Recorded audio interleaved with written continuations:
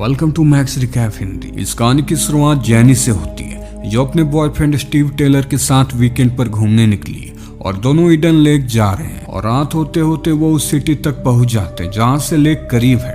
रात गुजारने के लिए दोनों एक होटल में ठहरते हैं और सुबह होते ही वो वहां से निकल जाते हैं और ईडन लेक पहुंच जाते। लेकिन वो लेक मेन रोड से काफी अंदर जंगल के बीचों बीच होती है और काफी देर हाथ ड्राइव करने के बाद आखिरकार वो उस लेक तक पहुंच जाते हैं जहाँ उन्हें एक बच्चा मिलता है जिसका नाम एडम होता है। जैनी उस लड़के से बात करने की कोशिश करती है, लेकिन वो लड़का जैनी की किसी भी बातों का जवाब नहीं देता। इसके बाद दोनों लेक पर जाके एंजॉय करने लगते हैं। तभी वहाँ पर कुछ बच्चे आ जाते हैं और एडम को परेशान करके भगा देते हैं। स्टीव और जैनी भी ये देख रहे होते हैं। इसके बाद दोनों लेक के किनारे आराम करने लगते हैं और जैनी सो रही होती तभी उसके पास एक डॉग आकर भौंकने लगता है, जिससे जैनी डर जाती है और वो डॉग भी उन्हीं लड़कों का होता है। वो अपने डॉग को आवाज देकर वापस बुला लेते हैं और जैसे स्टीव स्विमिंग करने के लिए लेक में जाता है तो वो डॉग दोबारा से आकर जैनी के पास भौंकने लगता है। ये देखकर स्टीव को अच्छा नहीं लगता, उससे गुस्सा आता है। स्टीव लेक से बाहर निकलकर उन लड़कों के पास जाता है और उन्हें समझाता है कि तुम्हें अपने डॉग को अपने कंट्रोल में रखना चाहिए, तुम्हें इस तरह से किसी को भी परेशान करना नहीं चाहिए। पर वहाँ पे जितने भी लड़के होते हैं वो सब के सब बदतमीज होते हैं। वो उल्टा स्टीव का ही मजाक उड़ाने लगते हैं। स्टीव अपने समय उनसे उलझकर बर्बाद करना नहीं चाहता था, इसलिए उन्हें कुछ बिना कहे वो वापस आ जाता है। और स्टीव जब सो रहा होता है तो वो बच्चे जैनी को बुरी नजरों से देख रहे होते हैं और फिर थोड़ी देर बाद वहां से वे जाने लगते हैं और जाते जाते वो उनका मजाक बनाते हुए जाते हैं। शाम होते ही स्टीव वहां पर टेंट लगाने लगता है और जैनी लकड़ियां बंदोबस्त कर रही होती है। तभी उसे झाड़ियों के पीछे किसी की आवाज सुनाई देती है, पर जैनी झाड़ियों की तरफ देखती है तो वहां पर कोई भी नहीं होता। वहीं अब रात होने पर दोनों एक साथ बैठे होते हैं तो जैनी को ऐसा लग रहा होता है जैसे उसके कोई आस पास। और अगली सुबह जब वो जागते हैं तो वो देखते हैं कि उनका सारा खाना खराब हो चुका है, इसलिए वो खाने के लिए शहर जाना चाहते हैं। लेकिन जैसे वो अपनी गाड़ी को आगे बढ़ाते हैं उनकी गाड़ी का टायर पंचर हो जाता है। स्टीव बाहर निकल कर देखता है कि किसी ने उसके गाड़ी के टायर के आगे कांच की बोतल रख दी है और ये काम किसी और का नहीं बल्कि उन्हीं बच्चों का होता है। इसके बाद स्टीव टायर चेंज करता है और वे शहर चले जाते हैं और शहर पहुंचते उन्हें वे बच्चे दिखते हैं, जिस पर स्टीव उन बच्चों का पीछा करने लगता है, मगर वे बच्चे भाग निकलते हैं। इसके बाद दोनों एक शॉप पर जाते हैं जहाँ स्टीव शॉप की ओनर से उन बच्चों के बारे में पूछती है, लेकिन शॉप की ओनर उल्टा स्टीव को ही बुरा भला कर देती है, इसलिए दोनों वहां से चले जाते हैं। और जब दोनों वापस जा रहे होते हैं तभी स्टीव को एक घर के बाहर उन बच्चों की साइकिल दिखती है, जिससे स्टीव समझ जाता है कि ये जरूर उन्हीं बच्चों का घर होगा। स्टीव उन्हें पकड़ने के लिए घर के अंदर चला जाता है, पर घर में कोई भी नहीं होता। लेकिन तभी इस दौरान घर का मालिक आ जाता है। स्टीव को डर होता है कि वो बिना परमिशन के उसके घर में घुसा है, इसलिए वो उससे बचने के लिए घर के छत से होते हुए भाग निकलता है और फिर दोनों वापस लेक पर आ जाते हैं और एंजॉय करने लगते हैं। तभी स्टीव स्विमिंग करने चला जाता है और इधर जैनी की आंखें लग जाती है। और जब स्टीव वापस आता है तो वो देखता है कि उनका वो बैग नहीं है जिसमें गाड़ी की चाबी, फोन्स और पर्स थी। दोनों अपने आसपास देखते हैं पर उन्हें अपना सामान नहीं मिलता। दोनों काफी परेशान हो जाते हैं। वो अपनी गाड़ी को चेक करने के लिए जाते हैं, लेकिन वहाँ उनकी गाड़ी भी नहीं होती। अब उन्हें समझ आ जाता है कि यहाँ ठहरना उनके लिए सही नहीं है, इसलिए वो पैदल ही शहर की तरफ जाने लगते हैं। लेकिन तभी उनकी गाड़ी से उन्हें कोई हिट करने की कोशिश करता है, पर वो किसी तरह से बच जाते हैं। और यहाँ हम देखते हैं कि गाड़ी बच्चों के हाथ में है और गाड़ी को ब्रेड चला रहा होता है जो बच्चों का लीडर है। वहीं स्टीव और जैनी एक बार फिर से चलने लगते हैं और चलते चलते उन्हें रात हो जाती है। तभी स्टीव को बच्चों की आवाजें सुनाई देती है। दोनों आवाज की तरफ जाने लगते हैं जहाँ उन्हें वो बच्चे मिल भी जाते हैं। स्टीव उनसे अपनी गाड़ी की चाबी और फोन्स मांगता है, पर वो बच्चे कहते हैं कि हमने तुम्हारी गाड़ी और फोन्स को नहीं चुराया। स्टीव उनसे दोबारा कहता है कि तुमने ही हमारे सामानों को चुराया है, हमें हमारी चीजें वापस दे दो, पर वो बच्चे उन्हें साफ साफ मना कर देते हैं। जैनी स्टीव को वापस चलने को कहती है, पर स्टीव जैनी की बात नहीं सुनता।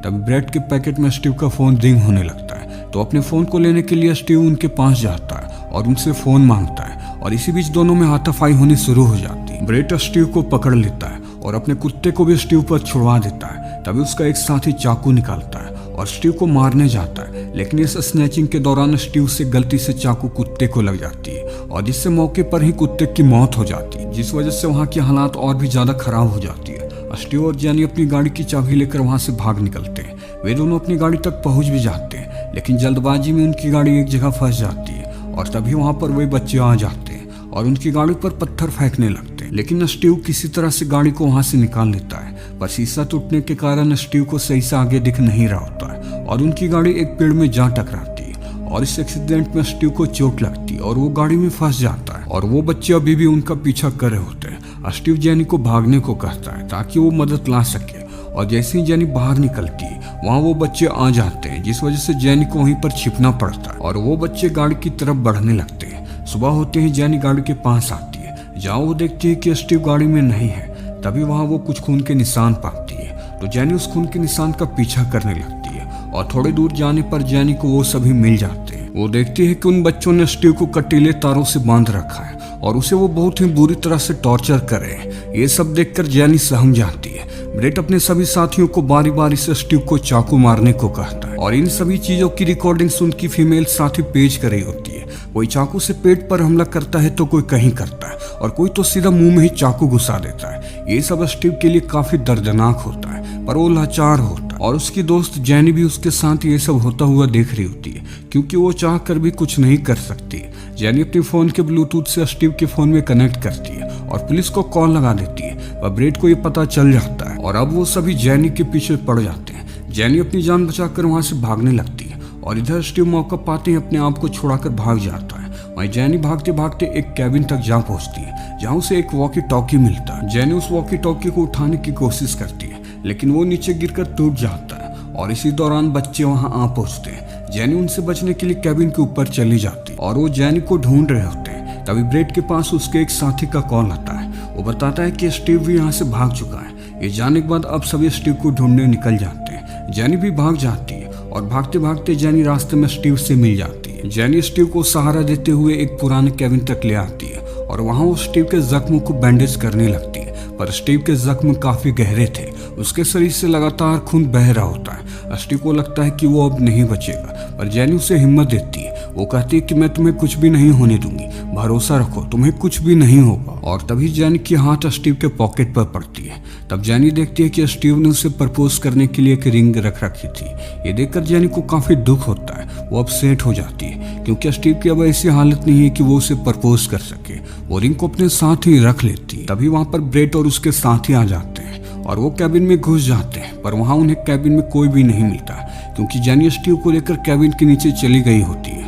और उनके जाने के बाद जेनी स्टीव को पत्तों के नीचे छुपा देती है और मदद लाने के लिए चली जाती है। रास्ते में जेनी बिजली के तारों को देखती है और वो तारों को फॉलो करने लगती है, ताकि वो तारों के जरिए इस जंगल से निकल सके। और जब वो भाग रही होती है तभी उसका पैर एक नुकीली चीज पर पड़ जाता है और वो नुकीली चीज उसके पैर के आर पार हो जाती है, जिससे जेनी को काफी दर्द होता है और उससे चीख निकल जाती है और उसकी चीख की आवाज बच्चों को सुनाई दे जाती है, जिससे बच्चे समझ जाते हैं कि जेनी किस तरफ है। वो जेनी की तरफ बढ़ने लगते हैं। जेनी अपने पैर से उस नुकीली चीज को निकालने की कोशिश करती है, लेकिन वो बहुत ही मुश्किल से उस चीज को निकाल लेती है। और तभी वहाँ वही बच्चा आ जाता है जिसे उसने जंगल घुसते वक्त देखा था। जेनी उससे बाहर निकलने का रास्ता पूछती है और इस बार वो जेनी की मदद करता है। वो जेनी को लेकर जाने लगता है, पर रास्ते में वो एक जगह रुक जाता है और अपना फोन निकालकर चलाने लगता है। जेनी उसके पास फोन देखती है तो उसे फोन मांगने लगती है, पर वो लड़का जेनी को फोन नहीं देता, इसलिए जेनी उससे फोन छीनने की कोशिश करती है। और तभी वहाँ पर बच्चे आ जाते हैं और यहाँ हमें पता चलता है कि एडम ने उन्हें मैसेज करके बुलाया है। वो जेनी को मारकर बेहोश कर देते हैं और जब जेनी को होश आता है तो वो अपने आप को एक पेड़ से बंधा हुआ पाती है। वो पीछे मुड़ कर देखती है तो स्टीव भी उसके साथ बंधा हुआ होता है, लेकिन स्टीव मर चुका होता है। उनके चारों तरफ लकड़ियां रखी होती है। ब्रेट एडम को लकड़ियों में आग लगाने को कहता है। जेनी उनसे कहती है कि प्लीज ऐसा मत करो। वो उनसे काफी रिक्वेस्ट करती है, पर वो जेनी की एक भी नहीं सुनते। वो आग लगा देते हैं और दोनों जलने लगते हैं। स्टीव तो मर चुका होता है, लेकिन जेनी जिंदा होती है। वो जेनी को जिंदा ही जलाना चाहते हैं। जेनी आग लगता हुआ अपनी आंखों से देख रही होती है। वो एक बार फिर उनसे ये सब रोकने को कहती है, पर वो बच्चे उन्हें जलता हुआ देखकर काफी खुश होते हैं। वे मजे ले रहे होते हैं। स्टीव जलने लगता है और उसके जलने से रस्सी भी जल जाती है, जिससे जेनी को मौका मिल जाता है और वो फौरन वहां से भागने लगती है। तभी ब्रेट उससे धमकाता है कि अगर तुमने यहाँ से भागने की कोशिश की तो हम एडम को मार देंगे। जेनी रुक जाती है, लेकिन इतने में ही ब्रेट एडम को जिंदा जला देता है। इससे जेनी फिर से भागने लगती है और जेनी भागते भागते एक ऐसी जगह पर पहुंच जाती है जहां पर जंगल का मैप होता है। वो मैप को निकालकर अपने पास रख लेती है और तभी उसे बच्चों की आवाजें सुनाई देती है। वो उनसे बचने के लिए वहां पर पड़ी एक डस्टबिन में जाकर छुप जाती है और उनके जाने के बाद जेनी बाहर आती है और जेनी अपने कपड़ों को फाड़कर कांच में लपेटकर एक हथियार नुमा चीज बना लेती है। तभी उसकी नजर ब्रेट के एक साथी पर पड़ती है जो उसे ही देख रहा होता है। जैनी उस लड़के को मार देती है, लेकिन जैनी को पछतावा होता है क्योंकि वो लड़का और भी लड़कों से सही था। पर जैनी अब ये सब होने के बाद किसी पर भी भरोसा नहीं कर सकती थी। और वहीं अब रात होने पर कूपर की लाश उन्हें मिलती है, जिसे देखकर ब्रेट को काफी गुस्सा आता है। तभी उसका एक साथी कहता है कि हमें यहाँ से निकलना चाहिए, मैं यहाँ अब और नहीं रुक सकता, मैं जा रहा हूँ। ब्रेट उसे मना करता है, लेकिन वो लड़का ब्रेट की बात नहीं सुनता, तो ब्रेट उसे मारने लगता और उसकी जान ले लेता है। ब्रेट का ये चेहरा देखकर पेज भी भाग जाती है और इधर जैनी जंगल से बाहर निकल जाती है। तभी उसे एक गाड़ी दिखती है और वो उससे मदद मांगती है और उसके साथ बैठकर जाने लगती है, लेकिन वो लड़का शहर की बजाय उसे वापस जंगल की ओर ले जाने लगता है। जैनी उससे पूछती है कि तुम इधर जंगल की ओर क्यों जा रहे हो। वो कहता है कि मैं यहाँ किसी को ढूंढने आया हूँ। असल में ये लड़का उन्हीं ग्रुप के लड़कों में से किसी का भाई होता है और ये अपने भाई को लेने आया होता है। और जैसे ही लड़का गाड़ी रोककर बाहर आता है, जैनी तुरंत उसकी गाड़ी को स्टार्ट करके घुमा लेती है और शहर की ओर जाने लगती है। तभी रास्ते में उसके सामने पेज आ जाती है, पर जैनी बदले की आग में होती है। वो गाड़ी नहीं रोकती, वो उसे भी उड़ा देती है। जिसके बाद जैनी एक जगह पर पहुंचती है जहां पर किसी चीज की पार्टी चल रही होती है। वो उनसे जाकर मदद मांगना चाहती है, लेकिन वो इतनी कमजोर हो चुकी होती है कि बीच में ही बेहोश होकर गिर पड़ती है। और जब जैनी को होश आता है तो वो अपने आप को एक घर में पाती है और उसके सामने उस घर के लोग भी होते हैं, पर ये घर किसी और का नहीं बल्कि ब्रेट का ही होता है। तभी ब्रेट की मॉम के पास ब्रेट का फोन आता है। वो कहता है कि एक लड़की ने हमारे सभी दोस्तों को मार दिया है और यहाँ से भाग निकली है। जैनी उन्हें एम्बुलेंस बुलाने को कहती है, पर वे जैनी की बात नहीं मानते। वहीं अब जैनी को आभास हो चुका होता है कि ये घर ब्रेट का ही है। जैनी अपने आप को बाथरूम में बंद कर लेती है, लेकिन वो बाथरूम का दरवाजा तोड़कर जैनी को पकड़ लेते हैं। तभी जैनी ब्रेट को उनके साथ दिखती है। जैनी उन्हें समझाने की कोशिश करती है, वो ब्रेट के बारे में सब कुछ बता देती है, लेकिन उसकी बातों पर कोई भी यकीन नहीं करता। वो सभी जैनी को लेकर बाथरूम में चले जाते हैं और बाहर सिर्फ हमें जैनी की चीखें सुनाई देती है और ब्रेट अपने फोन से सभी रिकॉर्डिंग्स को डिलीट कर देता है। ब्रेट अपने सबूत को मिटाते हुए इन सभी चीजों से बच जाता है, जबकि सब किया धरा ब्रेट का ही था। ब्रेट की वजह से कई सारे बेगुनाह लोगों की जाने गई, लेकिन उसे इस बात का कोई भी पछतावा नहीं। और ये हॉरर थ्रिलर कहानी इसी के साथ ही खत्म होती है।